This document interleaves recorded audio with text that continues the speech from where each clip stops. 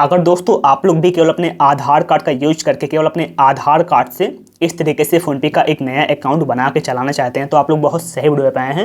इस वीडियो को देखने के बाद आप लोग बहुत आसानी से केवल अपने आधार कार्ड से इस तरीके से फ़ोनपे का एक नया अकाउंट बना पाएंगे, फ़ोनपे चालू कर पाएंगे।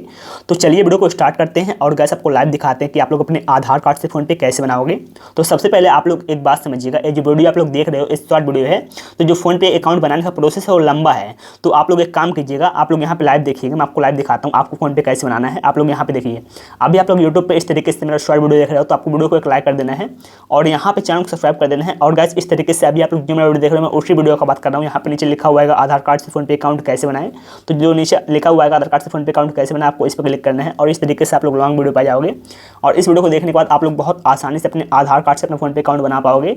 आधार कार्ड से फ़ोनपे बनाने का प्रोसेस जो है थोड़ा लंबा है, इसलिए आपको इस तरीके से लॉन्ग वीडियो देखना पड़ेगा। इस वीडियो को कंप्लीट देखने के बाद आप लोग बहुत आसानी से बना के चला पाओगे।